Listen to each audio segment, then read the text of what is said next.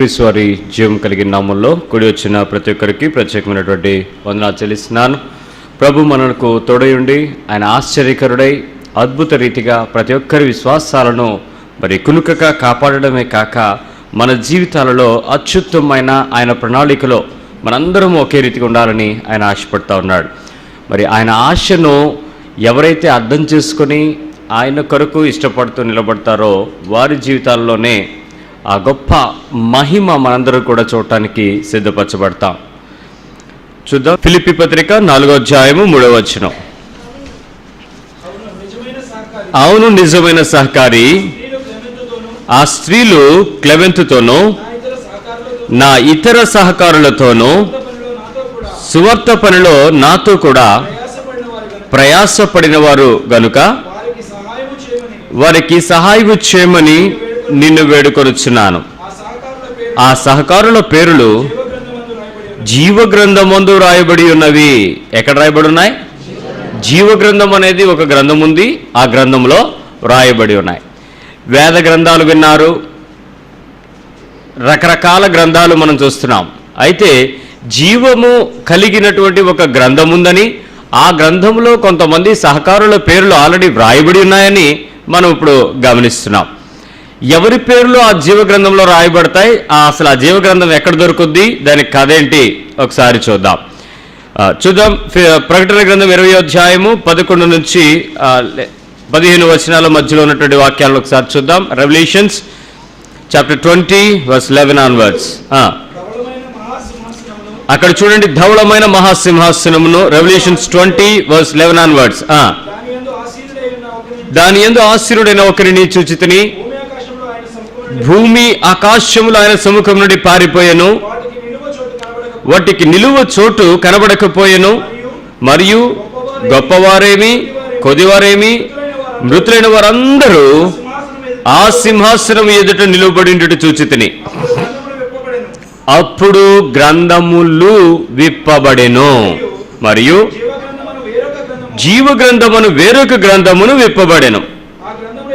ఆ గ్రంథముల యందు వ్రాయబడిన వాటిని బట్టి తమ క్రియల చొప్పున మృతులు తీర్పు పొందిరి. ఒకసారి చూద్దాం. కొంచెం కిందకు వచ్చి 15వ వచనం మనం చూసినట్లయితే, ఎవని పేరైనను జీవ గ్రంథమందు రాయబడినట్టు కనబడకపోతే వారు అగ్నిగుండములో పడవేయబడెను. చూడండి, ఎవరి పేరులైతే ఆ గ్రంథంలో రాయబడలేదో ఆ రాయబడిన వారి పేర్లన్నింటినీ కూడా, ఆ మనుషులందరినీ కూడా తీసుకుని వెళ్ళి ఎక్కడ పడేశారట? అగ్నిగుండంలో పడవేశారు. ఒక గ్రంథము అనేది దేవుని సముఖంలో ఉంది, అది జీవగ్రంథం అని మనం చదువుతున్నాం. వేరొక గ్రంథాలు కూడా అక్కడ ఉన్నట్లుగా మనం చూస్తున్నాం. మనకు తెలిసినంత మేరకు మొదటిగా క్రీస్తు కొరకు, క్రీస్తు యొక్క నమ్మకమైన జీవితంలో మనం చేసినటువంటి క్రియలన్నిటినీ ఒక దానిలో రాస్తున్నాడు. రెండవదిగా లోకంలో నీవు బ్రతికిన బ్రతుకులో నువ్వు చేసినటువంటి క్రియలన్నిటినీ వేరొక గ్రంథంలో రాస్తున్నాడు. మొదటిది క్రియల గ్రంథము, రెండవది జీవ గ్రంథము అక్కడ ఉన్నాయి. జీవ గ్రంథంలో పేర్లు లేకపోతే ఖచ్చితంగా మనం ఎక్కడికి తీసుకుని వెళ్ళబడతాయి? ఆ క్రియల గ్రంథపు తీర్పు ఏదైతే ఉందో ఆ తీర్పులోనికి పడవేయబడతాయి. అక్కడ భూమి ఆకాశం సైతం ఆ సన్నిధిలో నిలబడలేనంతగా ఆ తీవ్రత అక్కడ మనం చూస్తున్నాం. మరి జీవ గ్రంథంలో నీ పేర్లు రాయాలంటే ఏం చేయాలి? ఆ జీవ గ్రంథంలో మా ఉదయాన్నే సండే స్కూల్లో టీచర్స్లో మా చెల్లి ఒక పాప హెవెన్ అనే విషయం గురించి చెప్పింది, పరలోకం గురించి. తన సంతోషం ఏమైందంటే, పరలోకం ఎలా ఉంటుందో తను వివరించిన తర్వాత, నేను పరలోకంలో ఉంటానని నేను నమ్ముతున్నాను, మీరు పరలోకంలో ఉండాలని నేను కోరుకుంటున్నాను, నేను మీ కొరకు ప్రార్థన చేస్తున్నాను అని చెప్పింది. పరలోకంలోకి తను ఉండాలని ఆశపడటం సహజమే, మనం కూడా ఉండాలని ఆశపడటం ఇంకా సహజం, సంతోషం. అయితే ఉంటామా, పరలోకంలో ఉంటామా, దేవుని సన్నిధిలో ఉంటామా అన్న విషయం ఒక్కసారి గ్రహిస్తే ఎవరికి వాళ్ళకి క్వశ్చన్ మార్కులు నిలబడిపోతున్నాయి. అసలు ఇప్పుడు పరలోకంలోకి వెళతామా లేదా అని అంటే, ఉందా లేదా అంటే ఉందంటారా లేదంటారా? ఇంకెవరికైనా అనుమానం ఉందా? ఉంది. క్రైస్తవ విశ్వాసంలో రెండు, ఒకటి దేవుని యొక్క రాజ్యము, రెండు శాతాను యొక్క రాజ్యం లేక నరకము. పరలోకం ఉందని ఎంతైతే నమ్ముతావో నరకం అంత గ్యారంటీగా ఉంది. అంతేగా నరకం లేదని ఎవరైనా ధీమా పడ్డారేమో, జాగ్రత్త. కొంత బోధలు అలా చెప్తాయి కడవరి కాలంలో మనం మోసగించడానికి. అయితే జీవ గ్రంథంలో మన పేర్లు రావాలి అని అంటే ఏం చేయాలి అనుకున్నాం కదా. మొదటిగా మనం దేవుని కొరకు ఏదో ఒకటి చేయాలి. అక్కడ సహకారుల పేర్లు రాసేటప్పుడు వాళ్ళు ప్రయాసపడ్డారట, సువార్త పనిలో ఉన్నారంట. అంటే సువార్త పని చేసి ప్రయాసపడిపోతే పరలోకంలో జీవ గ్రంథంలో మన పేర్లు వచ్చేస్తాయా? పోనే రావు. మరి ఏం చేయాలి? ఈ సువార్త, దేవుని యొక్క వాక్యపు గ్రంథము మన చేతులకు ఇవ్వబడిన తర్వాత దానిని మనం ఏ రీతిగా అభ్యాసాత్మకంగా చూసుకుంటూ గ్రహిస్తూ దాని ప్రకారం జీవిస్తున్నామనే దాని మీదే మన పేర్లు అక్కడ ఉంటాయా లేదా అన్నది తెలుసుకుంటాం. నేను మీకు కొన్ని ఉదాహరణలు చూపిస్తాను. అంటే వాక్యం నుంచి కొన్ని విషయాలను చూద్దాం. దాన్ని బట్టి జీవ గ్రంథంలో మన పేరు ఉంది అన్న విషయం నిర్ణయించుకోవడానికి ప్రయత్నం చేద్దాం. దేవుడు లోకమును ఎంతో ప్రేమించెను. ఎవరిని ప్రేమించాడు? ఎవరినండి? లోకమును ఎంతో ప్రేమించాడు. లోకంలో ఎవరెవరు ఉన్నారు? జంతువులు ఉన్నాయి, మనుషులు ఉన్నాయి. సృష్టి కార్యక్రమంలో ఆయన చేసినటువంటి ఆకాశ నక్షత్రాలు ఉన్నాయి, సముద్రాలు ఉన్నాయి, జలచరాలు ఉన్నాయి, పక్షులు ఉన్నాయి, ఇవన్నీ ఉన్నాయి. మరి వీటన్నిటినీ ప్రేమించాడంట దేవుడు. అయితే మనుష్య కుమారుణ్ణి మన దగ్గరకు పంపటంలో ఆయన ఉద్దేశం ఏంటి? మన పాపముల నిమిత్తమై మనలను ఎక్కువగా ప్రేమించటానికి, మన మానవాళి యొక్క పాపములను విడిపించటానికి, విమోచించటానికి ఆయన క్రీస్తుని మన దగ్గరకు పంపించినట్లు దేవుని యొక్క ప్రణాళిక పరిశుద్ధ గ్రంథం ద్వారా మనకు ప్రత్యక్షపరచబడింది కదండి. ఇప్పుడు క్రీస్తు మనల్ని బాగా ప్రేమించాడు, మన పాపముల నుంచి విడుదల చేయడానికి ప్రయత్నం చేస్తున్నాడు. సో ఈరోజు నువ్వు దేవుని పక్షంగా చేసిన క్రియలు ఒక భాగము, మనుషుల పక్షంగా చేస్తున్నటువంటి క్రియలు రెండవ భాగము. గమనించండి, ఒకటి దేవుడు, రెండు మనిషి. ఈ ఇద్దరి మధ్యలో ఈ లోకంలో మనం చేసేటువంటి పనులన్నీ కూడా అక్కడ రికార్డ్ చేయబడుతున్నాయి.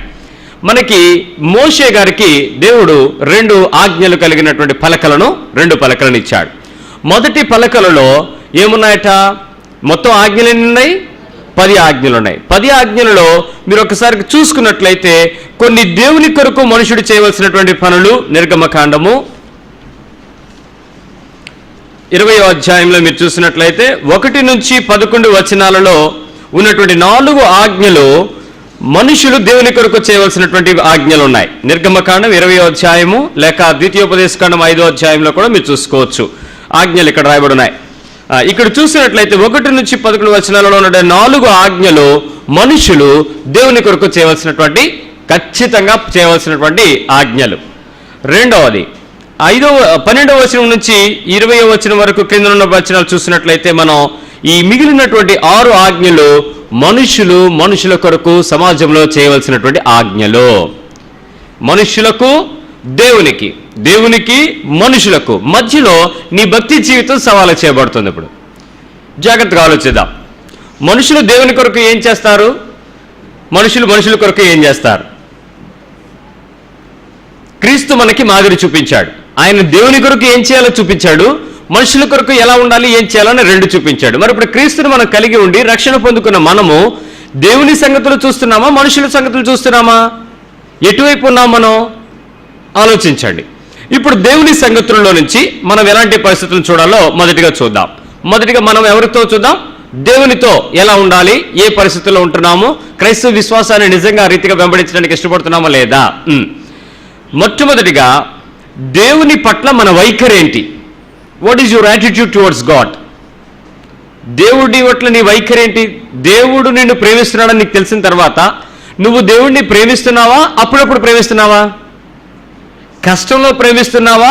లేక నీకు అవసరతలు వచ్చినప్పుడు ఎక్కువ ప్రేమిస్తున్నావు? కొంతమంది పిల్లలు పరీక్షలు రాసేటప్పుడు ఎన్ని ఫోన్లు వస్తాయో, అప్పుడు వరకు వాళ్ళు ఏం చేస్తున్నట్టు దేవుడిని, ఓకే వాళ్ళు చర్చకు వస్తుంటారు, అలా ఉంటారు. కానీ ఒక్కసారిగా వాళ్ళకి ఆ శ్రమ కలపడుతున్నప్పుడు, వారు ఎదురుగా ఉండేటప్పుడు యాటిట్యూడ్ ఏమవుతుందంటే వాళ్ళకి దేవుడి పట్ల కన్సర్న్ పెరిగిపోద్ది. ఎంత కన్సర్న్ కలిగి ఉంటారంటే, అమ్మో దేవుడు ఇప్పుడు మాకు సహాయం చేయకపోతే మాకు ఏమైనా అయిపోద్దేమో, లేక దేవుడే మాకు సహాయం అనేటువంటి పరిస్థితుల్లో వారు ఎక్కువ కన్సర్న్ పెంచుకుంటుంటారు. ఆ సమయంలోనే వారికి దేవుని పట్ల వైఖరి ఎక్కువగా ఉంటుంది, మంచిగా మారుతుంటుంది. తర్వాత సమయాల్లో వారు అంతగా దాని గురించి స్పందించాల్సిన పని లేకుండా ఉంటారు. సో మొదటిగా నీ యాటిట్యూడ్ని నువ్వు జాగ్రత్తగా చూసుకొని నీవు జీవ గ్రంథంలో నీ పేరు ఉండడానికి ఏ రకమైన పద్ధతులు ఉండాలో చూద్దాం. మొట్టమొదటిది, నేను క్రీస్తుని వెంబడించాలని, ఆయన విడిచిన మార్గాన్ని అనుసరించాలని తపన, కోరిక, ఆసక్తి కలిగి ఉన్నాను. ఎంతమంది ఉన్నారు? క్రీస్తుని వెంబడించాలని, ఆయన విడిచిన మార్గాన్ని అనుసరించాలని తపన, కోరిక, ఆసక్తి కలిగి ఉన్నావా? ప్రశ్నించుకోండి. నీ దగ్గర ఖచ్చితమైన సమాధానం దొరకాలి. ఎందుకంటే నీకు నీవే తెలిసిపో. చాలామంది అంటున్నారు, బ్రహ్మ రాశాడు, చిత్రగుప్తుడు చిట్టా విప్పాడు, అక్కడికి వెళ్ళిన తర్వాత యముడు దాన్ని పాశ విసిరి నేను తీసుకుని వెళ్ళి కొరడాలతో కొట్టాడు. అది బైబిల్లో ఉన్న విషయాన్ని వాళ్ళు లోకంలో కొన్ని చరిత్రలకు మార్చేసుకున్నారు. వాస్తవం ఏంటి అనేది జీవ గ్రంథంలో నీ పేరు ఉంటుందో లేదో అనేది నీకు తెలిసిపోతుంది. నువ్వు ప్రశ్నించుకోవచ్చు, చెక్ చేసుకోవచ్చు, ఎగ్జామిన్ చేసుకోవచ్చు, ప్రశ్నించుకో.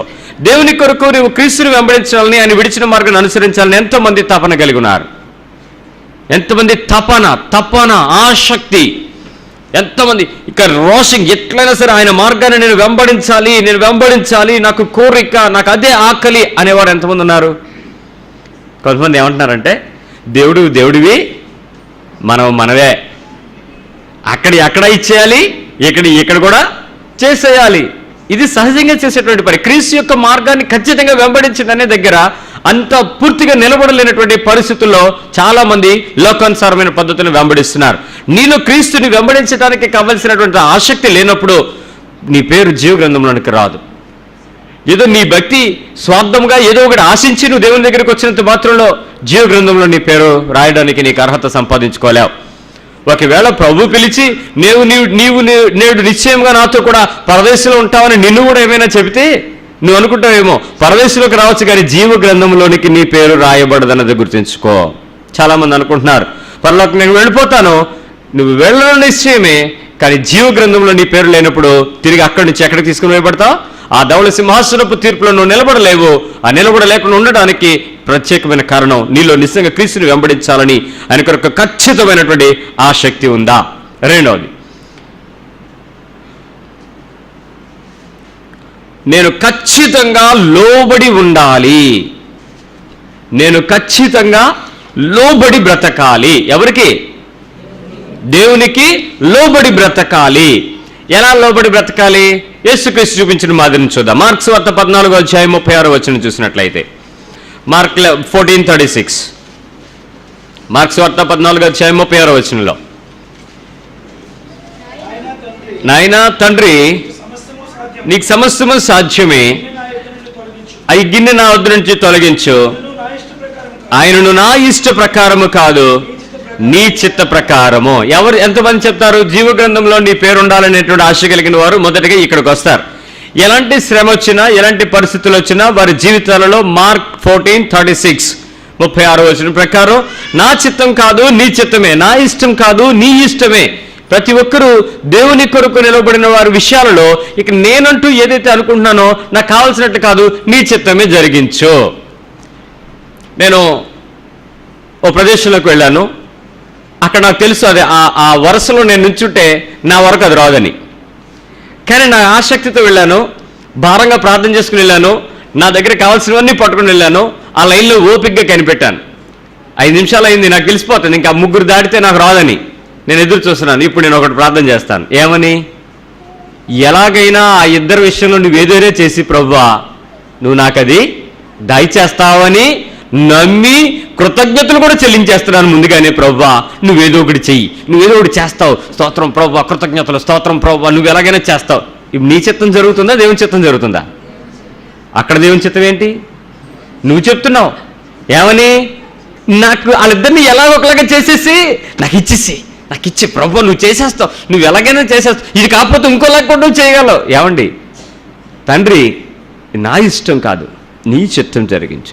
ఎంతమంది నీ జీవితాలలో ఒక ఆర్థికమైన నష్టం, మానసికమైన కష్టం, శారీరకమైన రోగం వచ్చినప్పుడు ఈ ప్రార్థన చేస్తారు, తండ్రి ఇది తగ్గించుకునే ప్రాబ్లం లేదు, ఇది విడుదలకపోయినా పర్లేదు, నీ చిత్తానుసారము నన్ను ముందుకు తీసుకుని వెళ్ళి నీ ఇష్టమైన నా జీవితంలో నెరవేర్చు ప్రభు అనేవాళ్ళు ఎంతమంది ఉన్నారు?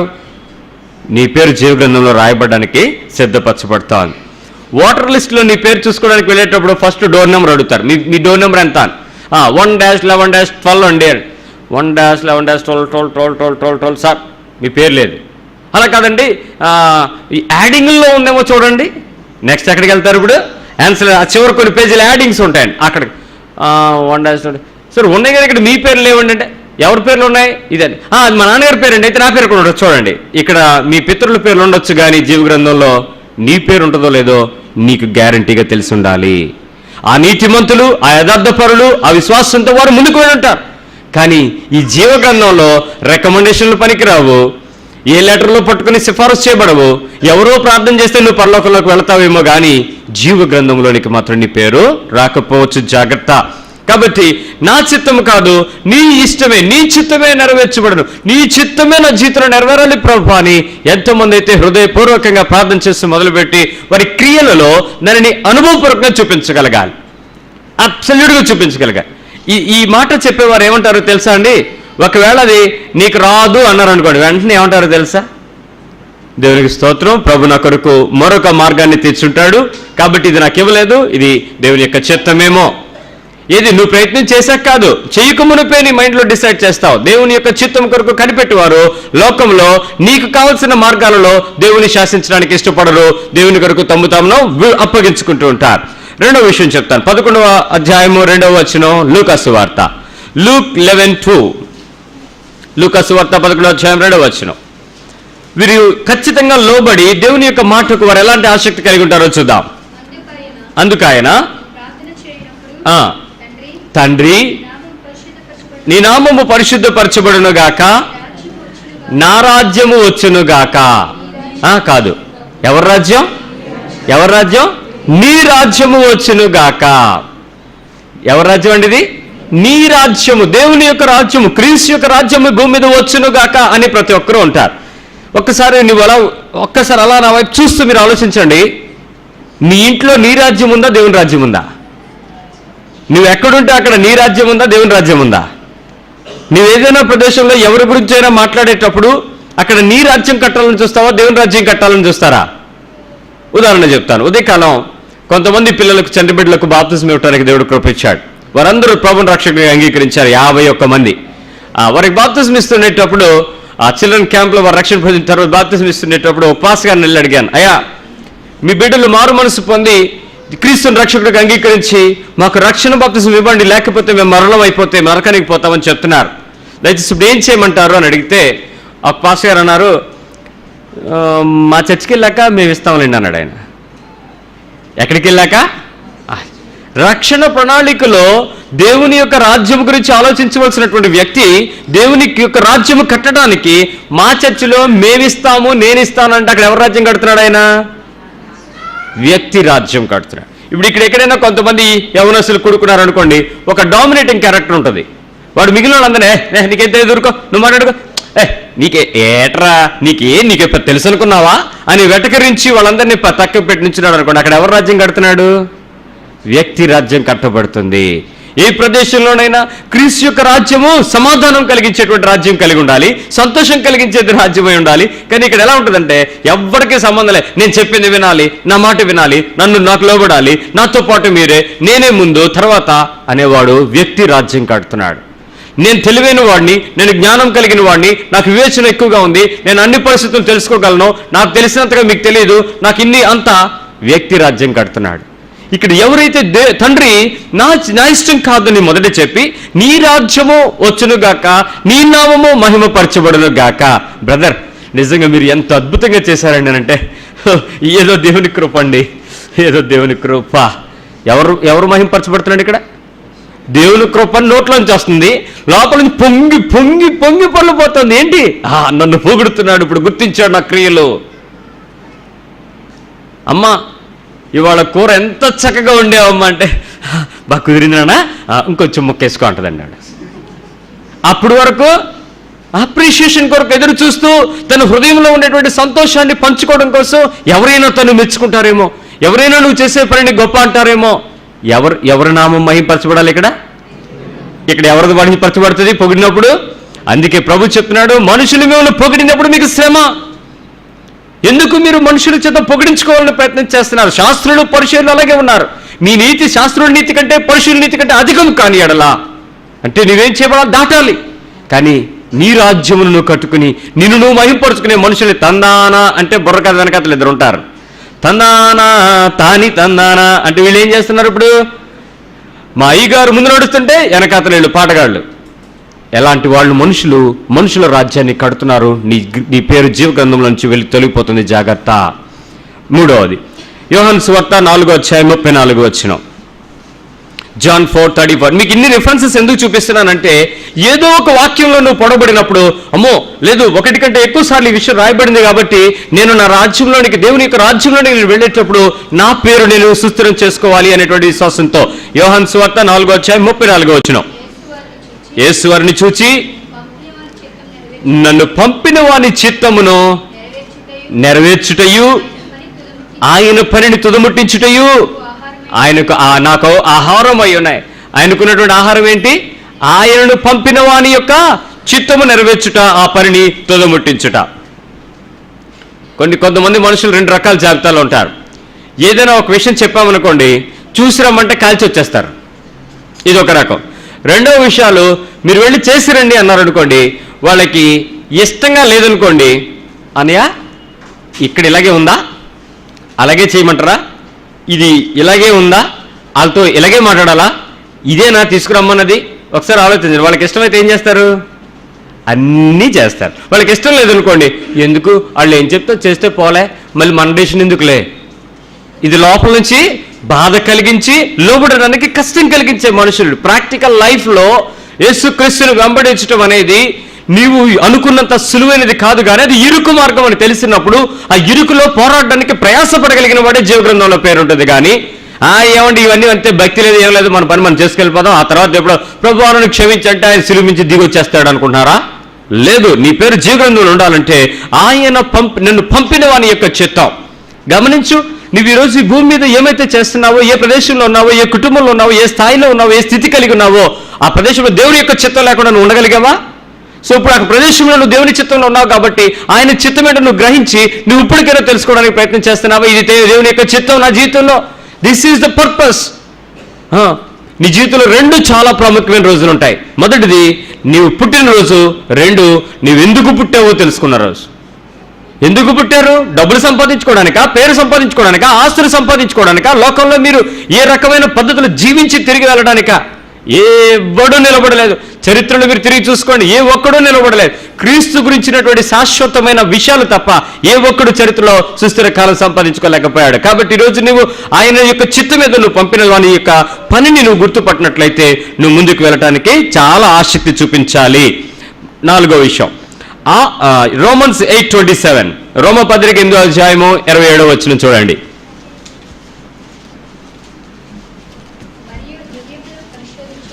మరియు హృదయములను పరిశోధించువాడు ఆత్మ యొక్క మనసు ఏదో ఎరుగును, ఏలయనగా ఆయన దేవుని చిత్త ప్రకారము పరిశుద్ధుల కొరకు విజ్ఞాపన చేస్తున్నాడు.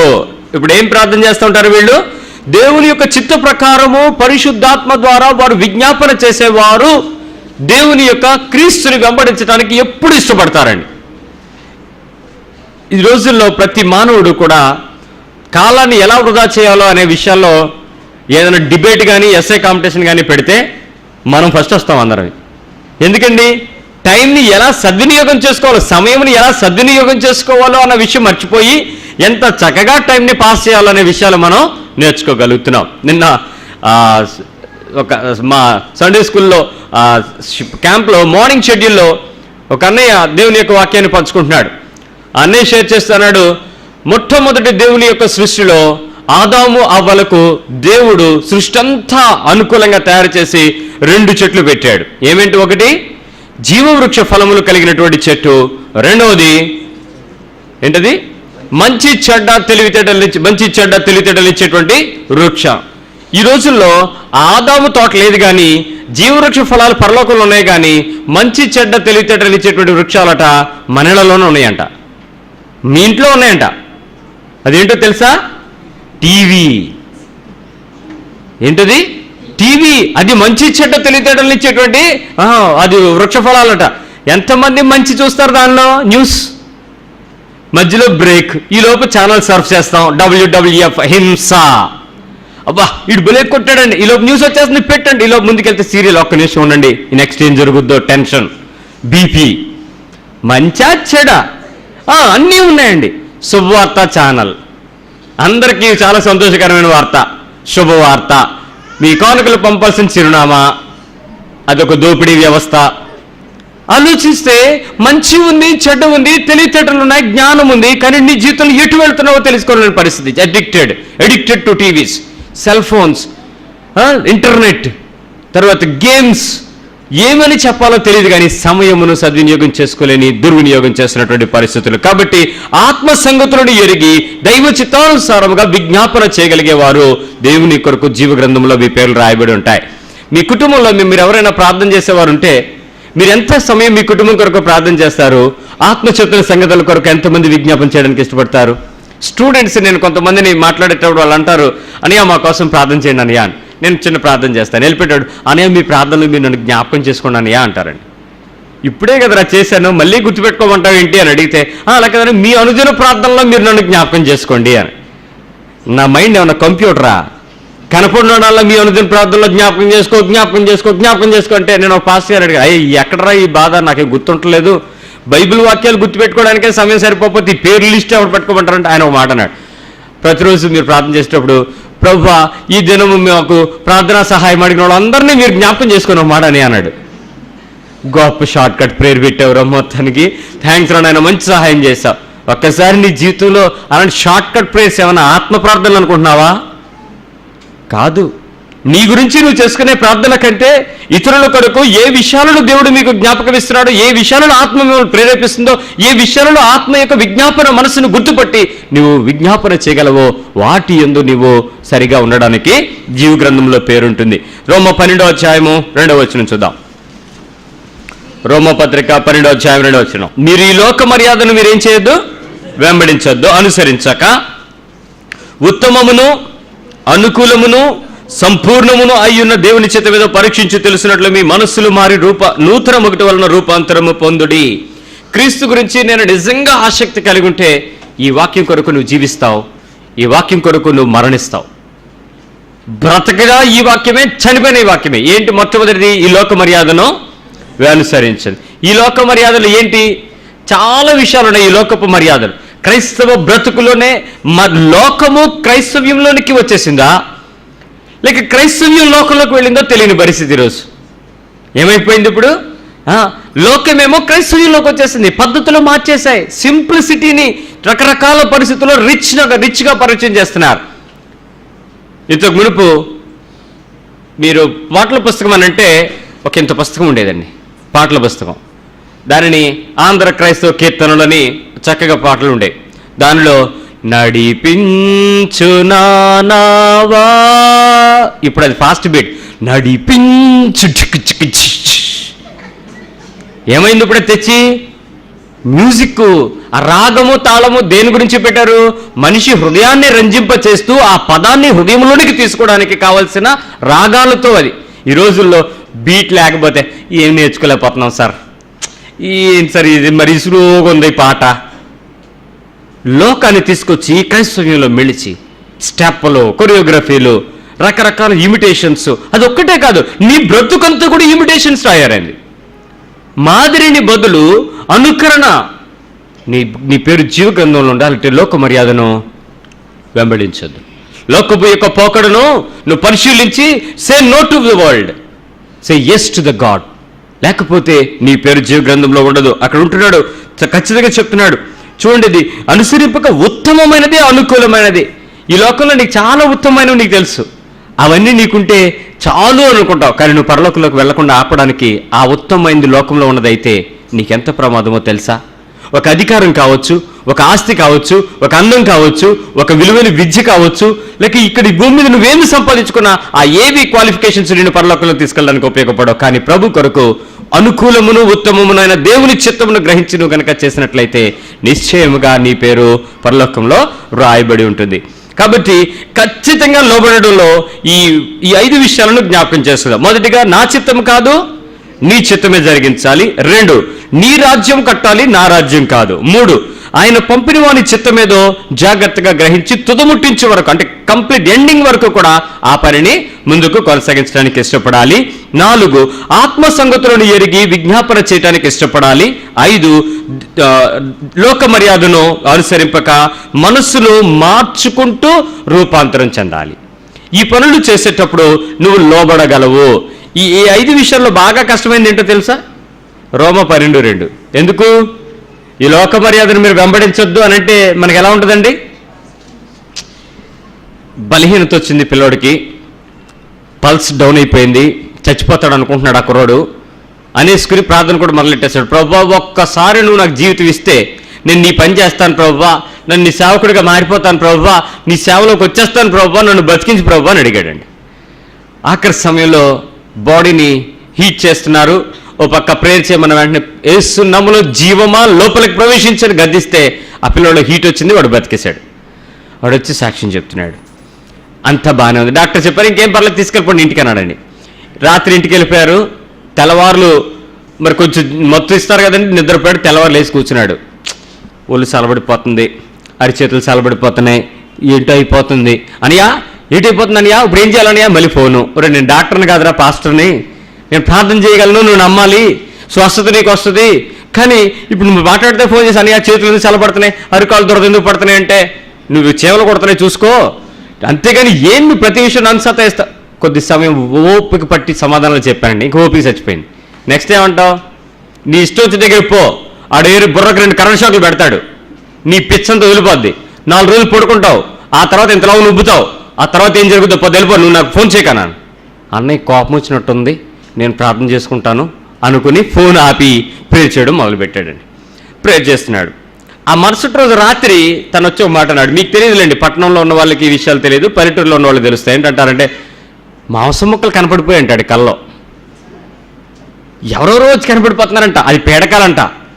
వెంటనే వాళ్ళ నాన్నకే అమ్మకి లేపించి ఏటమ్మా నాకు మాంసం ముక్కలు కనపడిపోతున్నాయి, ఆడు ఎవడో వచ్చి కనపడి ఊగిపోతున్నాడు, మరి ఏటో చేయాలంటే తెల్లవారి వాళ్ళిద్దరూ అమ్మ నాన్న రాయగడ వెళ్ళి ఒక మంత్రగాడికి చూపించుకుని, ఎవరండి ఇది క్రైస్తవ కుటుంబం సంగతి చెప్తున్నా, మంత్రగాడికి చూపించుకుని ఓ పందిపిల్ల నల్ల కోడిపెట్ట తీసుకొచ్చి గొయ్యి తవ్వి దాన్ని పాచిపెట్టి రక్తం కాచి చుట్టూ కూడా దాని తెల్లారేపాటికి అంతా సమాధి కార్యక్రమం పూర్తి చేసి వీడికి నీకు ఇంకేట్లేదు నా పూర్తి తగ్గిపోద్దరా అన్నారండి. ఈలోపు మన క్రైస్తవులు అందరూ ఉంటారు కదండి,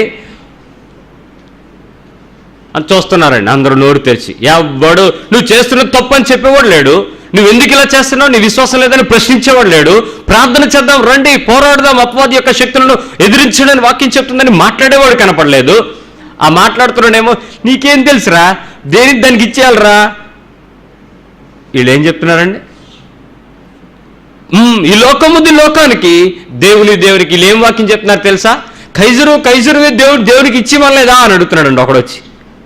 ఎంత పెద్ద క్రైస్తవులు వీళ్ళు. లోక మర్యాదకు వాక్యం అడ్డం పెట్టుకుని నువ్వు కనుక బ్రతకడం ప్రారంభించి నువ్వు చేసే పని అది నీకు నమ్మక సమ్మతమేమో కానీ ప్రభు ఎదుట జీవ గ్రంథం నుంచి నీ పేరు తుడిచివేయబడుతుంది, జాగ్రత్త. చాలా మందికి తెలిసిన విషయం ఏంటంటే దేవుడు ఒకసారి నిర్ణయం తీసుకుంటే మార్చుకుంటాడా? సృష్టి అంతా తప్పు చేస్తుంది, ఏం చేయగలిగాడు? చూస్తూ ఊరుకున్నాడు. ఆ తరువాత దానికి ఎవరికి సృష్టికర్తగా తన ప్రణాళికను వేయటం ప్రారంభించాడు. ఒక బ్రదర్ వాక్యం చెప్పినప్పుడు నేను విన్నాను, మన పేర్లన్నీ జీవగ్రంథంలో ఉన్నాయి, ఇంకే విషయంలో భయపడక్కర్లేదు, ప్రతిరోజు పాపం వచ్చేసిన వెంటనే పశ్చాత్తాపడండి, పరిశుద్ధాత్మ దేవుడు మిమ్మల్ని ప్రేమిస్తున్నాడు, బైబిల్ పట్టుకుని తిరగండి, మీరు పరలోకంలోకి వెళ్ళిపోతారన్నాడు. నిజంగా ఇది సత్యమే. కానీ మీకు తెలియని మరొక విషయం ఏంటంటే జీవగ్రంథం నుంచి మీ పేర్లు తుడిచివేయబడే అధికారం ఆయనకుంది. అంతవరకు నమ్మకంగా లేకపోతే నీ పేరేం చేస్తాడు ఆయన? తుడిచిపెట్టబడే అధికారం కూడా ఉంది. కాబట్టి భయపడు. రైట్. మొదటిగా మనం క్రీస్తుని వెంబడించాలనేటువంటి మంచి మార్గాన్ని వెంబడించాలి. ఆయన విడిచిపెట్టిన మార్గాన్ని నిశ్చయముగా నేను తపనతో ఆసక్తితో కోరిక కలిగి ఉండాలి. రెండవది ఖచ్చితంగా ఆయనకు లోబడి ఉండాలి. మూడో విషయం చెప్తున్నాను, మనపూర్వకంగా దేవుని ప్రేమించాలి, మనస్ఫూర్తిగా దేవుని ప్రేమించాలి. సిఎంఆర్ షాపింగ్ మాల్ వాళ్ళు మీరు బట్టలు కొన్న వెంటనే అంత కూపన్లు ఇచ్చారండి. ఆ కూపన్లు వేసిన వెంటనే దానిలోనే వాళ్ళకి ఇన్నోవో కారు, ఆల్టో కారు, ఇంకేదో 2 వీలర్ పల్సరు పెట్టారండి. అది మీకు ఇచ్చేశారు, అది గెలిచారు మీరు. ఏది క్రిస్మస్కి మీరు షాపింగ్ చేశారు కదా, ఆ బంగారమును బట్టలు అక్కడే కొన్నారని మీకు ఇచ్చారు ఆ కూపను, దానిలో మీరు గెలిచారు. ఇప్పుడు దాన్ని మనస్ఫూర్తిగా తీసుకుంటావా, బాధపడుతూ తీసుకుంటావా? గిఫ్ట్ ఫ్రీ ఎలా తీసుకుంటారండి? నువ్వు ఒక్కడ వెళ్ళి తీసుకుంటావా, 10 మందిని నీ ఫ్రెండ్స్ అందరినీ కూడా తీసుకెళ్ళిపోతావా లేదా? లేదు, నువ్వు ప్రయాసపడని దానికి, నీకు వచ్చిన దానికి నీకు ఎంత మనస్ఫూర్తిగా ఉంటే మనపూర్వకంగా దేవుడిని ప్రేమించడానికి ఎంతమంది సిద్ధంగా ఉన్నారు? మనపూర్వకంగా దేవునిని ప్రేమించడానికి. మత్తయి సువార్త 22వ అధ్యాయము 37వ వచనం, మనందరికీ తెలిసిన వచనం ఇది. మత్తయి సువార్త 22:37. బోధకుడా, ధర్మశాస్త్రంలో ముఖ్యమైన ఆజ్ఞ ఏమని అడిగాను. అందుకాయన నీ పూర్ణ హృదయముతోనూ, నీ పూర్ణ ఆత్మతోనూ, నీ పూర్ణ మనసుతోనూ నీ దేవుడైన ప్రభును ప్రేమించవలనది. ఏ విషయాల్లో? నీ పూర్ణ హృదయము, పూర్ణాత్మ, పూర్ణ మనస్సు. పూర్ణ హృదయముతో, ఒకసారి ఆ మాట చెప్పండి. పూర్ణ హృదయముతో, పూర్ణ ఆత్మతో, పూర్ణ మనస్సుతో. ఎవరిని ప్రేమించాలి? డబ్బులను ప్రేమించాలి, నగలను ప్రేమించాలి, వస్త్రాలను ప్రేమించాలి, మనుషులను ప్రేమించాలి. కానీ దేవునికి స్థానం తగ్గిపోయింది. ఇవన్నీ వస్తే దేవుడు ఏమవుతాడు? పక్కెళ్ళిపోతాడు. ఈరోజు ప్రభువా, నువ్వు మా ఇంటికి అధిపతివి, కానీ మా బీరువా తాళాలు మాత్రం నా చేతిలోనే ఉంటాయి అందొక ఆవిడ.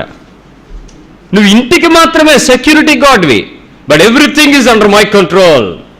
నువ్వు మనోపూర్వకంగా ప్రభు కొరకు నువ్వు అప్పగించుకున్న రోజు నీ జీవితంలో ఒక యథార్థమైన స్థాయి వస్తుందండి. నీ బాహ్య సంబంధమైన శరీర కోరికలు చస్తాయి. లోకము కొరకు నీకున్నటువంటి ఆసక్తి చనిపోతుంది. ప్రభు కొరకు, ఆయన కొరకు, ఆయన ప్రణాళికలో నువ్వు ఎలా ఉన్నావో దానిని నిశ్చయంగా నువ్వు చూడగలుగుతావు. మనోపూర్వకంగా నేను పూర్ణ ఆత్మతో, పూర్ణ మనసుతో, పూర్ణ హృదయంతో నేను ఆయనను ప్రేమించాలి ఆయన కొరకు, ఆయనతో. చాలామందికి ఏమంటారంటే, పాస్టర్ గారు ఇలాంటి వాక్యాలు చెప్పారనుకోండి, మీ బతుకంతా ఇంతే. ఎందుకు? మీరు పాస్టర్ కాబట్టి మీకు తప్పదు. మాకు అన్నిట్లో ఇలా ఉండాలంటే ఎలాగవుతుంది సార్? కన్సిడరేషన్ ఉండాలి. కొంచెం అటు ఇటుగా మరి చూసి చూడనట్టు వదిలేయాలి. కానీ ప్రభు చూస్తూనే ఉంటాడు, చూడకుండా ఉన్నాడు.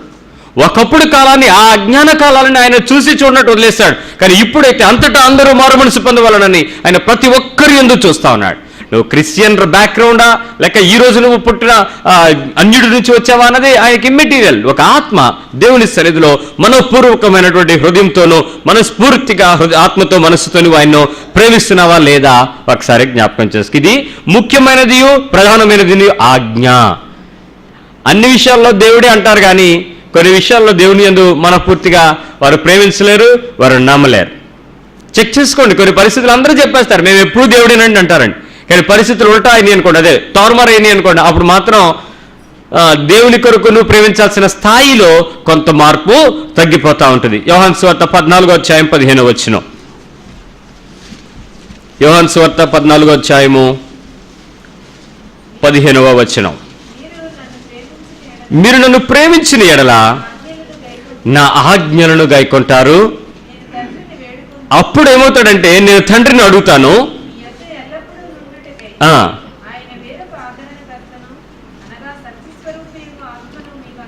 అనుగ్రహిస్తాడు. ఇక కింద వచ్చినవంతా చూస్తే, మీరు నిజంగా నన్ను ప్రేమిస్తే మీరు నన్ను ఏం అడిగినా కూడా నేను మీకు అది ఇస్తాను అని చెప్తున్నాడు. ఎప్పుడు ఇస్తాడండి ఆయన? మీరు ఆయనను ప్రేమించినప్పుడు, మనఃపూర్వకంగా హృదయముతో, ఆత్మతో, మనస్సుతో మీరు చేస్తున్నప్పుడు మీ కొరకు ఆయన ఏమడిగినా ఆయన నుంచి మీరు పొందుకోగలరు. చాలాసార్లు దేవుణ్ణి ప్రేమించినప్పుడు మీరు పొందుకోగలిగినటువంటి స్థాయి, తల్లిదండ్రులుగా ఉండేవారు మీ పిల్లలు మిమ్మల్ని ప్రేమించినప్పుడు మీరు ఏమైనా వారి కొరకు చేయడానికి ఇష్టపడతారు. మీరు ఎంత నీరసించిపోయినా, బలహీనత వచ్చినా, జ్వరాలతో పడిపోయినా మీ పిల్లలు అడిగితే ఎలాగో ఒకలాగా, అమ్మో నా బిడ్డ అడిగింది, అది పొల్ల ఏదో కొంచెం ఓపిక చేసుకుని చేస్తానని ప్రయాసపడి శరీరాన్ని నలగొట్టుకుని వేదన పడుతూ అవి దొరకకపోతే ఎలాగైనా సంపాదించుకొని, అవన్నీ లేకపోయినా ఏదో ఒకటి దానిలో పెట్టి తయారు చేయడానికి తల్లి మనసుతో చేస్తుంది. అందుకే అంటాడు, ఒకవేళ అలాంటి మనసుతో ఉన్న తల్లి నిన్ను మర్చిపోయినా నేను నిన్ను మరువనన్నాడు నీ యేసయ్య. ఎంత గొప్ప మనసు అంటే, ఆయన నువ్వు ఎంతగా ప్రేమిస్తావో అంతగా నువ్వేమడుగుతావో అవి నీకు ఇవ్వడానికి ఆయన ఇష్టపడుతున్నాడు. మీరు అనుకోవచ్చు, బ్రదర్ నేను ఎప్పుడు దేవుడు అనుకుంటాను, ఎప్పుడు నేను ఇలాగే చేస్తాను, మరి నేను స్తుతుల గ్రంథం కూడా రాస్తున్నాను, ఇప్పుడే 2 కోట్లు అయిపోయి, మరి 2 కోట్లు అయిపోయినా కూడా మరి నేను ఎంతగా స్తుతిస్తున్నా, ఎంతగా ప్రేమిస్తున్నా కూడా దేవుడు నాకు ఎందుకు ఇవ్వటం లేదు అని కొంతమంది ప్రశ్నిస్తారు. పుస్తకాలు దొరుకుతున్నాయి, జ్యోతి బుక్ డిపోకి వెళ్ళి అడగండి. రామకోటి పుస్తకాల్లాగా స్తుతికోటి పుస్తకాలు. ఆ పుస్తకాలు స్తుతి అని రాయితా ఉండమే, రాసుకుంటూ వెళ్ళిపోతే కొన్ని రోజులకి అవి అయిపోతే అవి పట్టుకుని ఋషులేం వెళ్ళాలి. వెళ్ళి అక్కడ యోర్దాను నదిలో పెడితే దేవుడు మీ ఏడిచే గోడలో పెడితే దేవుడు మీ గోడ ఏంటది వేలింగ్ వాల్, అక్కడికి వెళ్ళి ఏడిస్తే మీ ప్రార్థనలు వినపడతాయి, పరలోకానికి దారి అక్కడ ఉంది అనుకుంటున్నారు చాలామంది. వీటిలో నీవేమీ నీకేం సంపాదించుకోగాని నీ హృదయపూర్వకంగా ఆయన ఆజ్ఞను వెంబడించి నువ్వు చేస్తావు, ఆ ఆజ్ఞ ప్రకారము నువ్వు ఖచ్చితంగా పొందుకుంటావు. 15వ అధ్యాయం యోహాను సువార్త 10వ వచనం చూడండి. John 15:10. నేను నా తండ్రి ఆజ్ఞలను గైకొని ఆయన ఆయన ప్రేమ యందు నిలిచి ఉన్న ప్రకారము మీరు నా ఆజ్ఞలను గైకొని ఎడల నా ప్రేమ యందు నిలిచి ఉందురు. ఎలా ఉంటారట? యేసుక్రీస్తు ఏం చేశాడు? తండ్రిని ప్రేమించి ఆయన ఆజ్ఞల యందు నిలిచినాడు. ఇప్పుడు మనము నిజంగా దేవుని ప్రేమిస్తే మనము క్రీస్తు యొక్క ఆజ్ఞలు ఏమవుతాం? నిలిచి ఉంటాం, ఖచ్చితంగా నిలిచి ఉంటాం. ఈ దేవుని వాక్యం ఇలా ఉందండి, దీని ప్రకారం నేను చేస్తానండి, ఆయన మాట ఇదండి, ఆయన మాటకు నేను లోబడతానండి, ఇక నో కాంప్రమైజ్ అండి, లోకంతో నేను రాజీ పడనండి, పరిస్థితులకు నేను లోబడనండి, మనుషుల మాటలు నేను విధేయత చూపనండి, ఈ పరిస్థితులన్నీ నాకు అనవసరం అండి అని ఎంతమంది అయితే దేవుని కొరకు నిలబడతారో వారి విషయాల గురించి నిశ్చయంగా నువ్వేమైతే అడుగుతావో ఆయన మాటలన్నీ నువ్వు పొందుకుంటావు. ఆజ్ఞలను గైకొని నిలిచి ఉండడానికి దేవుడు సహాయం చేశాడు. 1 కొరింథీ పత్రిక 8వ అధ్యాయము 3వ వచనం చూద్దాం. 1 కొరింథీ 8:3. ఒకడు దేవుని ప్రేమించిన ఎడల అతడు దేవునికి ఎరుకైన వాడే. నువ్వు నిజంగా దేవుని ప్రేమిస్తే దేవుడు నిన్ను చూసి ఎరిగిన వాడే. మనమందరము దేవుని చేత ఎరగబడి ఉన్నామా? దేవుడు మనలందరినీ ఎరిగి ఉన్నాడు. మనమందరము దేవుణ్ణి ఎరిగి ఉన్నామని మన జీవితంలో ముందుకు వెళ్ళిపోతున్నాం. ఒక ఆయన అన్నాడు, బ్రదర్ మనం ఎంత చెప్తే అంత మినిస్టర్ గారు అన్నాడండి. నేను ఆశపడ్డాను, ఈయన ఎంత చెప్తే అంత అంటున్నాడు, సో నాకు ఎంత కావాలి బ్రదర్ అన్నాను. అంతే కదా, ఎంపీ ల్యాడ్స్లో మీకు అన్ని వేలు నీకు ఇచ్చేస్తే నీకు ఎందుకు పదన్నాడండి. ఆయనకి బండిలో ఎక్కించుకుని ఏసీ కారు బుక్ చేసుకుని తీరా మినిస్టర్ గారి దగ్గరికి వెళ్ళిన తర్వాత ఆయన అక్కడ గేట్ దగ్గరికి వచ్చి, మినిస్టర్ గారు ఉన్నారా అని అడిగాడండి. ఎవరిని? ఆ బయట ఉండేవాడిని. అంటే మినిస్టర్ గారా? ఆయన ఇప్పుడు వారం రోజులు అయింది ఢిల్లీ వెళ్ళిపోయానాడండి.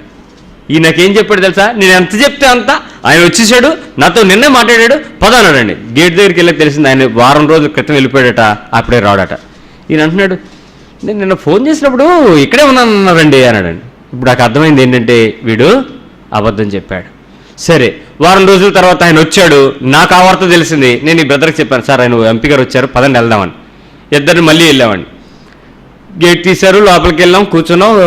ఇదేమో కలవాలంటే ఎలాగెళ్ళాలని అడుగుతున్నాడండి. ఈ ఎంపీ గారు ఎంత చెప్తా అంత అన్నాడు.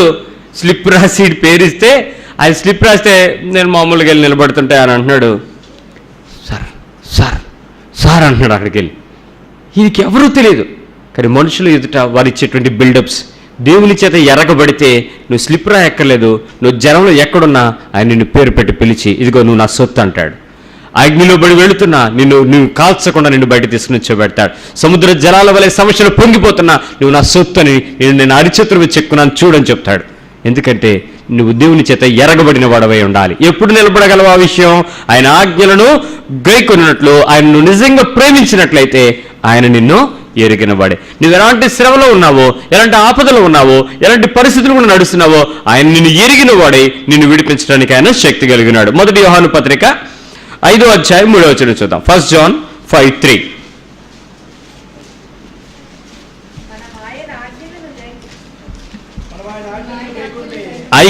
మన ఆజ్ఞలను గైకొనుటే దేవుని నిజంగా నువ్వు దేవుని ప్రేమిస్తున్నావంటే ఆయన ఆజ్ఞలను ఏం చేస్తారండి? గాయకుంటారు. నువ్వు దేవుని కొరకు చేయవలసిన పనులు, మనుషుల కొరకు చేయవలసిన పనులు, ఆయన ఆజ్ఞలను నువ్వు గాయకుంటావు, నువ్వు తీసుకుంటావు, ఫాలో అవుతావు, వాటిని వెంబడిస్తావు, వాటి యందు నిలిచి ఉంటావు. వాటి యందు నిలిచి దేవుని ఫలాలను నువ్వు ఫలించడానికి ప్రభు ఇప్పుడు కోరుకుంటున్నాడు. సో మనపూర్వకంగా దేవుని ప్రేమించేవారు ఈ విషయాలు చేస్తారు. మొదటిగా నీ పూర్ణ హృదయంతోనూ, పూర్ణాత్మతోనూ, పూర్ణ మనసుతోనూ దేవుణ్ణి వెంబడిస్తారు. రెండవదిగా ఏమి అడిగినా ఆయన నీ కొరకు చేసి ఉండాలంటే ఆయన ఆజ్ఞలను నువ్వు ఖచ్చితంగా తీసుకుని ఉంటావు. మూడవదిగా ఆజ్ఞలను గైకొని నిలిచి దేవుని యందు నిలబడతారు. నాలుగవదిగా దేవునిని నిజంగా ప్రేమిస్తూ దేవుని చేత ఎరగబడిన వారై ఉంటారు. ఐదవదిగా ఆయన ఆజ్ఞలను గైకొనడమే దేవుని ప్రేమని ఆ వాక్యం కొరకు, ఆజ్ఞ కొరకు ఎంతటి పరిస్థితి చేయడానికి వారు వెనక్కి తిరగరు. అంత స్థిరంగా వారు దేవుని కొరకు తీసుకుంటూ ఉంటారు. మూడవ విషయం చూద్దాం. నాలుగో విషయం, మొదటిగా నువ్వు జీవగ్రంథంలో నీ పేర్లు ఉండాలి అని అంటే నువ్వు క్రీస్తుని వెంబడించాలని, ఆయన విడిచిన మార్గాన్ని అనుసరించాలని మంచి తపన కలిగి, కోరిక కలిగి, తృష్ణ కలిగి, ఆసక్తి కలిగి ఉండాలి. రెండవదిగా ఖచ్చితంగా లోబడి ఉండాలి. మూడు, మనఃపూర్వకంగా దేవుని ప్రేమించాలి. నాలుగు, దేవుని యందు భయభక్తులు కలిగి ఉండాలి. దేవుని యందు భయమును, భక్తి కలిగి ఉండాలి. ఎంతమంది దేవునికి భయపడతారండి? దేవుడు అంటే భయపడే వాళ్ళు ఎంతమంది ఉన్నారు? భయపడతారా? నిజంగా భయపడతారా? నేను దేవుడు అంటే భయపడతానండి. దేవునికి భక్తి కలిగిన వాళ్ళు ఎంతమంది ఉంటారు? నేను నిజంగా దేవుని యందు భక్తి చేస్తానని అనుకునే వాళ్ళు ఎంతమంది ఉంటారు? చాలామంది ఏమంటారంటే భక్తిలో నేను వెనక్కి వెళ్ళిపోతున్నాను, బ్యాక్ స్లైడ్ అయిపోతున్నాను, దిగజారిపోతున్నాను, పైకి ఎదగలేకపోతున్నాను, ఇంకా నన్ను పైకి తీసుకెళ్ళండి అని చాలామంది అనుకుంటూ ఉంటారు. కానీ వారి జీవితాలలో దేవుని యందలి భయమును దేవుని యందలి భక్తి రెండు సమపాళలో ఉండినప్పుడే నీ జీవితంలో దేవుని యొక్క పరిపూర్ణ కార్యాలు జరుగుతాయి. భయమును భక్తి. టూ మచ్గా భయపడిపోయి అసలు భక్తి చేయకపోతే నీ పరిస్థితులు ఏమవుతాయి? కొంతమంది ఏమంటారో తెలుసా? అమ్మో యేసుబాబు గొప్ప దేవుడు అండి, అమ్మో అనుకుంటారండి. కానీ వాళ్ళ జీవితంలో భయం ఉంది కానీ భక్తి, ప్రార్థన చేసుకుందాం రండి అని అంటే అలా చూస్తాడు. బాబు కళ్ళు మూసుకోవాలనుకోండి, ఎందుకు లేదు మీరు ఏమైనా చేస్తారేమో, మీరు ప్రార్థన చేయండి, మేము నుంచుంటాం ఇక్కడ. భక్తి చేసే పద్ధతులు వారికి వేరుగా ఆలోచిస్తున్నారు, దైవికమైన మార్గంలో లేకపోవటం. కీర్తన 135:20, Psalm 135:20. 135 కీర్తన 20వ వచనం. లేవి వంశీలారా యెహోవాను సన్నుతించుడి, యెహోవా యందలి భయభక్తులు కలిగిన వాళ్ళరా యెహోవాను సన్నుతించుడి. నిజానికి దేవుని సన్నుతించటం, భయభక్తులు కలిగిన వారు చేసేటువంటి మంచి పని ఏంటంటే ఆయనను సన్నుతిస్తారు, అంటే స్తుతిస్తారు, ఆయనను ఘనపరుస్తారు, ఆయన మహింపరుస్తారు. ఆయన కొరకు వారి జీవితాలలో ఏ రీతిగానైనా ప్రభువుతో నేను మంచి సంతోషం కలిగి ఉండాలనే ఆసక్తి కలిగి వారి జీవితాలను నిలబడతారు. ఎంతమందిని దేవుని యందలి భయభక్తులు కలిగి ఉండి స్తుతించడానికి ఇష్టపడుతున్నాం? మీకు ఒక సింప్లిఫైడ్ మార్గం చెప్తాను. ఫోన్లో MP3, MP4 ఫార్మాట్లు దొరుకుతున్నాయి. ఇప్పుడు వీళ్ళు ఏం చేస్తున్నారంటే దేవుని స్తుతించడానికి బదులు ఎవరో స్తుతించిన పాటలన్నీ దీనిలో కుక్కి చెవుల్లో దోపుకుని చక్కగా నిద్రపోతున్నారండి, ఇంటా పని చేసుకుంటున్నారండి. వాళ్ళకి నచ్చిన రీతిగా ఆనందిస్తున్నారు. CDలు DVDలు దొరికేస్తున్నాయి, ఆల్బమ్ క్యాసెట్లు దొరుకుతున్నాయి, వాల్యూములు దిగిపోతున్నాయి. వాళ్ళందరూ కలిపి కంప్రెస్ చేసుకుని వీటిలో పెట్టుకొని చక్కగా వారు అనుభవిస్తున్నారు. వారు అనుకుంటున్నారు నేను సమయం వృధా చేయట్లేదు కానీ దేవుని స్తుతిస్తున్నాను, దేవుని ఘనపరుస్తున్నానని. ప్రియులారా, ప్రభువు మీ నుంచి కోరుకునేది మీ హృదయంలో నుంచి వచ్చే స్పందనతో కూడిన క్రీస్తు కొరకు సువాసన ధూపం. అంతేగాని పాటల్లో, మ్యూజిక్లో నువ్వు ఆనందిస్తూ దేవుని స్తుతిస్తున్నానని భ్రమపరచు ఆత్మతో నువ్వు ఉంటే నన్ను క్షమించు. ఆ మార్గాన్ని విడిచి నీకొచ్చిన పదవులతో, నీకొచ్చిన మాటలతో నీ హృదయ స్పందనను దేవుడికి చూపించి ఆయన సన్నుతించు. ఆయన ఎందుకు భయభక్తులు కలిగి ఉండగా నువ్వెంతో సన్నుతిస్తావండి. మొత్తం ఇంటి నిండా హోమ్ థియేటర్లు సెట్ చేసేసి తెల్లారేపాటికి ఇంత పెద్ద క్యాసెట్లు దోపి సౌండ్లు పెట్టి నువ్వే పనులు చేసుకుని నేను దేవునితో ఉన్నాను నువ్వు అనుకుంటే గమనించు, నువ్వు దేవునితో లేవు. ఒక ఏమంటారు అది జిమ్ చేసేటప్పుడు పెట్టుకునే ర్యాప్ మ్యూజిక్కి ఇప్పుడు నీ ఇంట్లో పని చేసుకునేటప్పుడు నువ్వు చేసుకునే ఈ క్రిస్టియన్ సీడీకి ఏం మాత్రం తేడా లేదు. Change your mind set. నీ హృదయంలో నుంచి వచ్చే గొప్ప ధూపము, గొప్ప సంతోషమైన క్రీస్తుని ఘనపరిచే, ఆరాధించే ఆ పాటలు, ఆ మాటలు ఆయన కావాలని కోరుకుంటున్నాడు. నువ్వు SP బాలసుబ్రహ్మణ్యం గారి కుటుంబంలో పుట్టకపోవచ్చు, లేక ఆ పాటలు రాసేవాడి కుటుంబంలో ఉండకపోవచ్చు, కానీ నీ హృదయంలో నుంచి వచ్చే ఆ ముద్దు మాటలు, ఆ ముద్దు మాటలతో ఆయన ఎంతో సంతోషించేవాడు అన్నాడు. చిన్న పిల్లలు ఇప్పుడే మాటలు నేర్చుకునేవాళ్ళు. అమ్మ అమ్మ అందనుకోండి, అమ్మక పండగ. అత్త అత్త అత్త అత్త అత్త అందనుకోండి, ఆ అత్త ఆ రోజు బిర్యానీ తినేస్తుంది. ఏంటి అత్త అన్నాడు, అత్త. ఆ మాటలే నీ నోట స్తుతులైతే నీ పరమ తండ్రి ఎంత ఆనందిస్తాడో దేవుని స్తోత్రం చెల్లిద్దాం. హల్లెలూయా. నువ్వు నిజంగా ఆయన యందు భయభక్తులు కలిగి ఆయనను స్తుతించండి. స్తుతిస్తే ఏమొస్తుంది? సామెతల గ్రంథం 1వ అధ్యాయం 7వ వచనం చూద్దాం. Proverbs 1:7. సామెతల 1వ అధ్యాయం 7వ వచనం. తెలివికి మూలం. చాలా మందికి ఉన్న ప్రాబ్లం ఏంటి? ఇప్పుడు తెలివితేటలు లేకపోవడమే కదా. LKGలో పోరాటం మొదలవుద్ది, IAS వరకు LI పరిస్థితి ఏమైనా కనపడట్లేదండి. ఇప్పుడు చదువులు చూస్తే మోట్లకు సగం నడుము ఉండిపోతుంది. ఏది స్పైన్ కార్డ్ ప్రాబ్లము, ఆ తర్వాత స్ట్రెస్కి డయాబెటీస్ ప్రాబ్లము, ఆ తర్వాత స్ట్రెయిన్కి BP, హార్ట్ అటాక్. ఇక ఆ తర్వాత పరిస్థితి ఏంటారంటే ఇంట్లో కూర్చొని కంప్యూటర్ ముందు కళ్ళు గుడ్లు ఏంటో అద్దాలు పెట్టుకుని దాన్ని కొట్టుకుంటూ పగల ఎలాగూ నువ్వు పనికిరావురా, రాత్రి డ్యూటీకి సెట్ అయిపోంటున్నారండి పిల్లలు. దాన్నే కాల్ సెంటర్ జాబ్స్ అంటున్నారు. వీళ్ళు పగలు పనికిరారు, వీళ్ళు పగలు పోటీకి వెళ్ళలేరు, లోకంతో రాజీ పడిపోయి ఎందుకు వచ్చిన గొడవ, మనం ఏదో ఆ సలపెట్లో కూర్చుని అదే అద్దాల మేడ AC రూముల్లో కూర్చుని అలా కొట్టుకుంటా వాళ్ళ జీవితం నిర్వీర్యం చేసుకుంటున్నారు. నిరుపయోగమైన జీవితాలు. నువ్వు పర్పస్ఫుల్గా నువ్వు భూమి మీద వచ్చావు, ఆ పర్పస్ని వదిలేసి లోకంలో నువ్వేదో పద్ధతులకు లోబడిపోతున్నావు. దేవునికి వాక్యం చెప్తుంది తెలివికి మూలము ఆయన యందు భయభక్తులు కలిగి ఉండట. చాలు. నువ్వు చదువులో తెలివి లేదనుకుంటున్నావేమో, దానిలో దేవుడు నీకు ఇస్తాడు. ఒక పని చేయడానికి నీకు తెలివి లేదనుకుంటున్నావేమో, అక్కడ దేవుని యందు భయభక్తులు కలిగితే నీకు తెలివిస్తాడు. లేకపోతే ఏదైనా గ్రహించడం నాకు అలవాట్లేదని, నాకు అవ్వట్లేదంటావేమో, అక్కడ దేవుని యందు భయపడి నీకు తెలివితేటలు ఇస్తాడు. నువ్వెందుకు పనికిరాని అన్ఫిట్ అయితే దేవునికి భయపడితే చాలు, భయభక్తులు కలిగితే చాలు, దానిలో నిన్ను ఫిట్గా చేస్తాడు. దేవునికి స్తోత్రం చెల్లిద్దాం. హల్లెలూయా. నువ్వు ఏమి చేయాలనుకుంటున్నావో, ఏది నీకు రాదనుకుంటున్నావో, కనీసం దేవుని యందు భయభక్తులు కలిగి ఉన్నప్పటికీ కూడా నీకు అది ఇచ్చేస్తుంది. చిన్నపిల్లలకి మీరు ఎక్స్ట్రా ట్యూషన్లు పెట్టి, ఏది స్కూల్లో అయిపోయిన mental tension Chaka home tuition ఇంటికి ఒకడు వచ్చి కూర్చుంటాడు సాయంత్రం అంటే, ఈ పిల్లడు మెట్లు ఎక్కేటప్పటికే సార్ రాకుండా ఉంటే బాగును ప్రభు, రాకుండా ఉంటే బాగును ప్రభు అని పైకి వస్తాను. ఇంకేంటి రాగానే తొందరగా 5 minutesలో ఫ్రెష్ అప్ అయిపోయింది. ఈరోజు నేను ఎలాగో విడుదల పొందలేను, ఆయన చెప్పిన టీనేజ్ తొందరగా చేస్తే బెటర్ అని జ్ఞానము లోపల వరకు తీసుకోకుండా నోటి వరకు మాటలు తెచ్చుకుని వెంటనే అప్పచెప్పేసి గబగబా గీతలు గీసేసి రాసేసి అయిపోయింది నా పని అనుకునేటువంటి పిల్లలను చూస్తున్నాం ఈరోజు. చదవటం లేదు, ఎక్కువ అవటం లేదు. రైట్, దేవుని యందు భయభక్తులు నేర్పించు, పిల్లవాడికి తెలివితేటలు వస్తాయి. ఒక కుటుంబం పిల్లవాడిని తీసుకొచ్చారు. క్యాంప్ అవుతుందమ్మా 3 days అని చెప్తే వారు మాట చెప్తున్నారు, అయ్యా మా పిల్లవాడు మాట వినట్లేదు, వాడు చదువుకోలేకపోతున్నాడు, వాడు గ్రహించలేకపోతున్నాడు, వాడు అల్లరి తగ్గటం లేదు. అయితే నేను ఒక పని చేద్దాం అనుకుంటున్నాను, దేవుని యొక్క మార్గంలోని వాడు ఎదగటం కొరకు మీ చేతికి అప్పగిస్తున్నాను, తీసుకెళ్ళిపోండి. 3 దినాలు మీతో ఉంచుకోండి, వాడికి దేవుని మార్గం తెలిపించండి. తద్వారా ఏం మార్పు వస్తుందో. దేవుని యొక్క జ్ఞానం కలిగిన తల్లిదండ్రులు చేసే పని పిల్లలను దేవుని యందు భయభక్తులు కలిగించి క్రమశిక్షణలు నడిపించడానికి ఇష్టపడటం.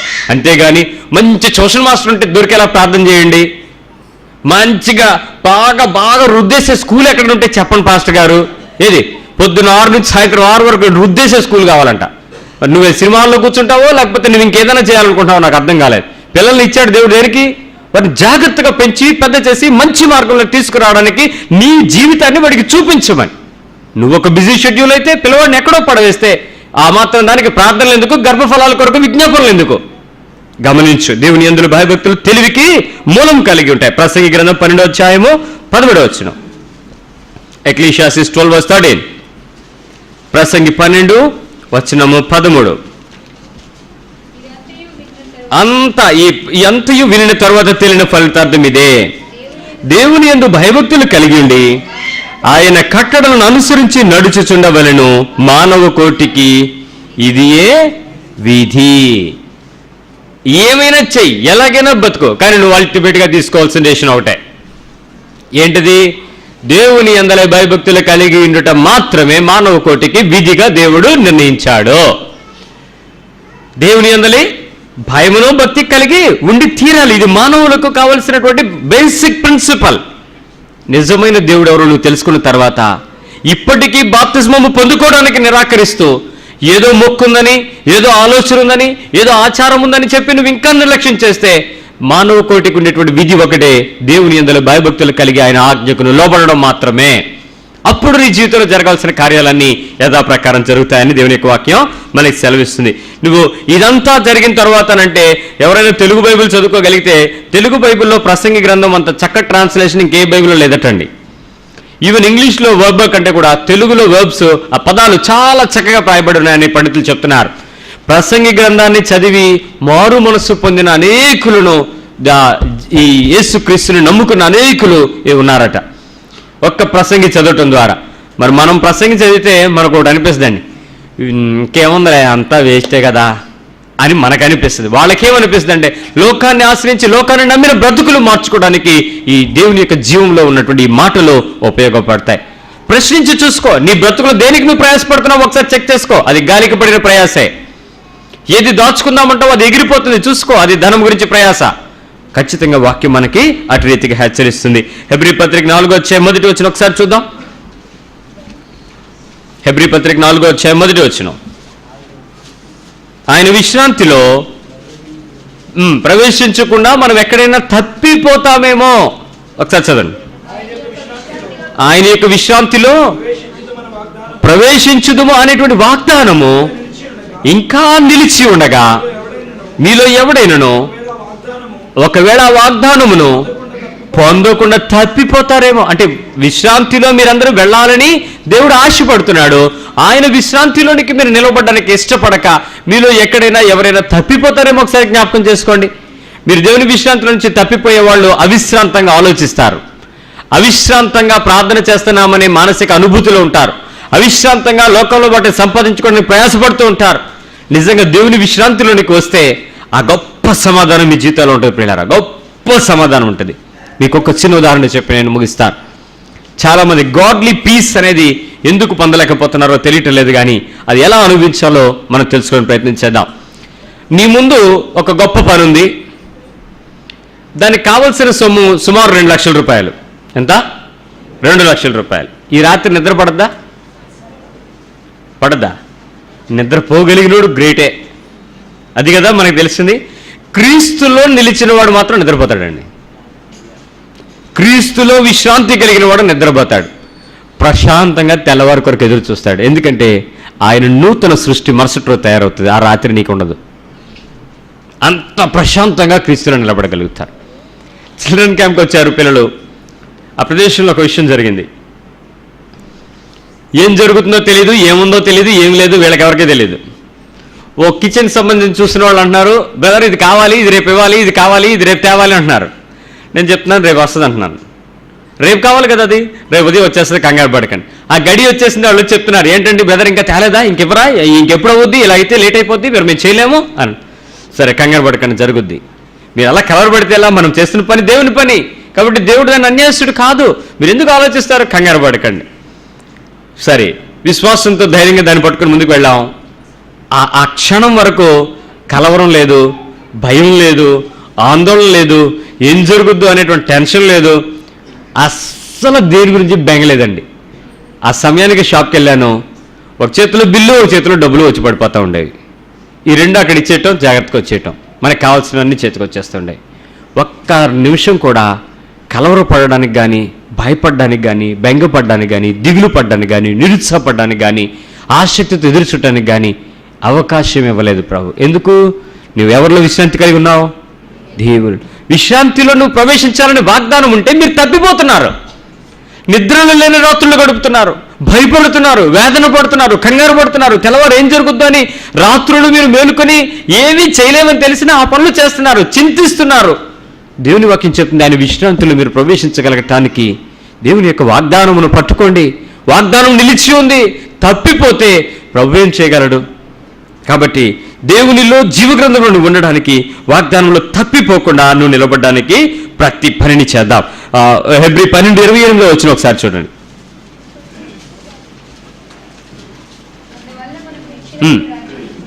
నిశ్చలమైన దేవుని రాజ్యమును పొంది దేవుని కృప కలిగి ఉండి వినయమును భయభక్తులతోనూ దేవునికి ప్రీతికరమైన సేవ, దేవునికి ఇష్టకరమైన సేవ చేయండి. ఒక పంతులు గారికి సువార్త చెప్తాను అన్నాడు. అంటే ఇప్పుడు ఉదయాన్నే ప్రార్థన చేసుకోమంటే నేను ప్రభాత సేవ మానేయమంటావా, అది ఉత్తమమైన సేవ అన్నాడు ఆయన. అడిగా నేను, ప్రభాత సేవ అంటే ఏంటంటే, అంటే ఆయన లెగుస్తారు కదా. ఎవరండి? మీరా అన్న. నేను కాదండి, స్వామి గారు అన్నాడు. ఆయన నిద్రపోతాడు ఏంటన్నాను. అంటే మరి రాత్రి పౌళింపు సేవ చేశాం కదా అని. ఏమోనండి, బైబిల్లో వాక్యం ఏం చెప్తుందంటే, ఇజ్రాయేలును కాపాడువాడు కునుకడు నిద్రపోడు అని చెప్తుందండి. మీరేమో నిద్రపోతారంటున్నారు. ఆ సమయంలో భక్తుడికి యాక్సిడెంట్ అయితే ఆయన అన్నాడు, సార్ మీ తర్కానికి నా దగ్గర సమాధానం లేదు, కానీ స్వామివారు కూడా మనిషే కదండి అన్నాడు. ఆ మనిషి రూపంలో వచ్చినవాడు నువ్వు గుర్తించావా? 4 చేతులు 4 కాళ్ళు ఉన్నాయా? ఆ మనిషి రూపంలో వచ్చినవాడు క్రీస్తు ఒకడే నాన్న, మిగిలినవాడు ఎవరో కాదనంటే ఆయన ఆలోచనలో పడి, మీరు చెప్పేది చూస్తే వాస్తవం, కానీ మీరు చేసేది కూడా సత్యమే అన్నాడు. సత్యమైతే నువ్వు వెంబడించేది ఇతరులు వెంబడించేదిలాగా ఉండాలి. ఆలోచించి ఒకసారి. అది కొంచెం ఆయన్ను సువార్త ప్రకటించినప్పుడు ఆ వ్యక్తుడు అంటున్నాడు, ఆయన లేచేటప్పుడు చేసే సేవ, ఆయనను లేస్తుండగా ఆయనకి సుప్రభాత సేవ, అది ఎంతో ప్రీతికరంగా ఉంటుందట దేవునికి అన్నాడు. ఈరోజు నువ్వు అలాంటి సేవలు ఏమైనా ప్రత్యేకంగా ప్రీతికరమైన సేవ అంటే పొద్దున్నే ప్రార్థనని తర్వాత అంతా వదిలేయడమా? ఆయనకు ప్రీతికరమైన సేవ నువ్వు ఏం చేసినా ఆయన నామంలో, ఆయన మహిమ కొరకు నువ్వు చేసే ప్రతి పని ఆయన అంగీకరిస్తాడు. ఆయన నీలో ఆనందించేలా సహాయం చేస్తాడు. కాబట్టి ఇప్పుడు నిజానికి నువ్వు గుర్తుపెట్టుకో, ఆ కృప కలిగి ప్రీతికరమైన సేవ చేసేవాడు కష్టాన్ని చూడు, నష్టాన్ని చూడు, బాధను గుర్తుపట్టడు, పరిస్థితులను చూసి అంచనా వేసి తను నిరుత్సాహపరచుకోడు. దేవుని కొరకు ఒకటే గురి, ఒకటే పందెం. నేను నా పేరు జీవ గ్రంథంలో రాసి ఉండేందుకు నేను ప్రయాసపడుతున్నాను. ప్రభు చిత్తమైతే ఇక ముందుకు వెళ్లే ముందు ఒక్కసారి పరిశీలించుకుందాం.